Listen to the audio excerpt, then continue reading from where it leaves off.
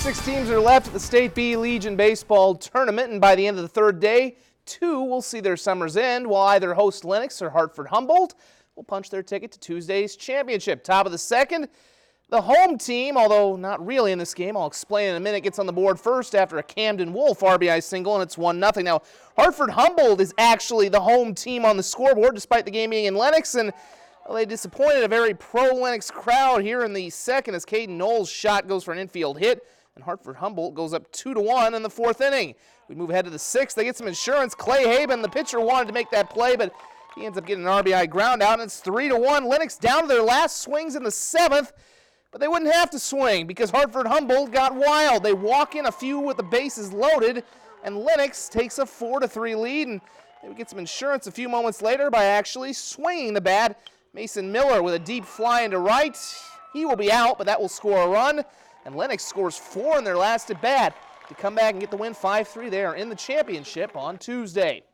The first elimination game of the day was between Beersford and Redfield. Beersford trailed 3-1 into the fifth when Jack Bradley Anderson drives one the other way. That goes as an RBI triple and will make it 3-2, and Beersford would later tie the game on a sac fly in the top of the sixth. However, in the bottom of the sixth, Redfield has the go-ahead run on third, and Christian DeYoung knocks it through the hole.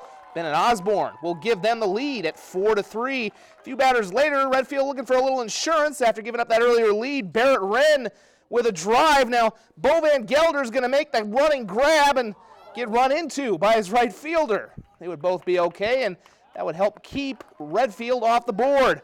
Top seven, Beersford with the tying run on third down to their final out.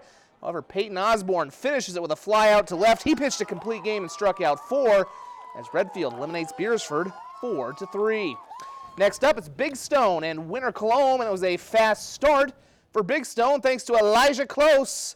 He tomahawks that one for a 2-run homer to left, and it's 2-0, just a couple batters into the ball game, and they weren't done yet in the first inning either. With 2 aboard, Carter Powell is up. He serves it right back up the middle. 2 more runs come in to score as they take a 4-0 lead after an inning. In the second inning, a big day for Close continues. He's going to get a hang and breaking ball and deposit that one into right field. Tyson Powell scores. Big Stone led 5-0 after 4. That's when Winter Cologne storms back. It's now 5-3 in the seventh inning with the tying runs at second and third. Phil Jorgensen drops one into center field. That'll bring home the game's tying runs on the single. And it's 5-5, and that only opened up the floodgates because they kept on scoring a little bit later in the inning. Carter Brickman with an RBI single back up the middle, all part of a 4-run seventh. That was kind of a popular number today as Winter Cologne rallies to get the win 7-5. They will continue play tomorrow at 4:30. 39-year-old Nelson Cruz is swinging a better bat than almost anyone in baseball right now. Since July 20th, he's belted 12 home runs and 25 RBI, including his second 3-home run game in a week last night against Kansas City. He's actually homered in 5 straight games at Target Field, entering the Sunday matinee with KC today. Devin Smeltzer was a story, though. He got called up after Sam Dyson went on the IL, and he was fantastic, striking out 4 and allowing just 2 hits over 6 scoreless innings. The Twins would finally get him some run support late in the game. It's 1-0 in the seventh when Jason Castro hits one onto the berm for his 11th homer of the season, and Minnesota is up 2-0. In the next inning, it looks like Eddie Rosario's gone yard, except for that pesky wall that gets in the way. It goes as an RBI single, gives the Twins a 3-0 lead. Turned out that would be plenty for them. However, game ends on a spectacular note. Shallow liner to right, Jake Cave. That's a heck of a way to end the ball game and a heck of a way to get a sweep. They take it 3-0, their 69th win of the year. They will open up a 3-game set with Atlanta at Target Field tomorrow night. Canaries, not so much. They fall tonight in Cleburne 5-2 despite a home run, the 10th of the season from Ale Lago. South Dakota State has been on the cusp of the FCS National Championship game over the last 2 seasons, which begs the question of what's it going to take to get over the hump. The Jackrabbits have been bounced on the road in the FCS semifinals in consecutive years at James Madison and North Dakota State.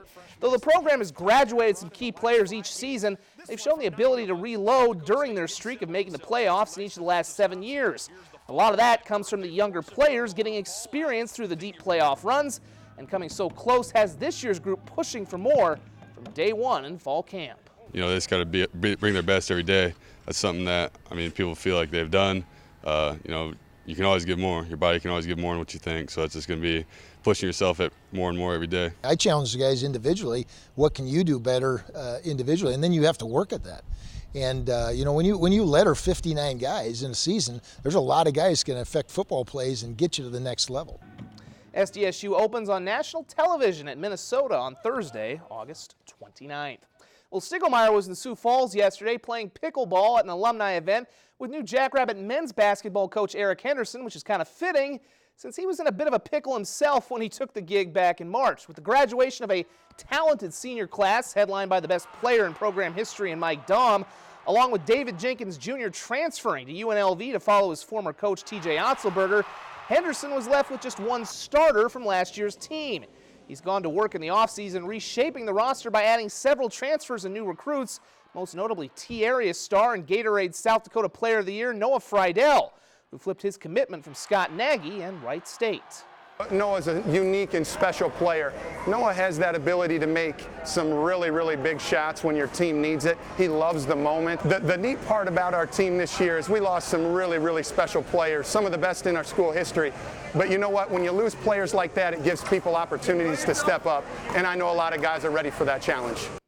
They should still be pretty strong at guard with Owen King and Brandon Key returning after sitting out last season. Of course, they'll begin their season sometime in late October, early November. We'll be back in one moment.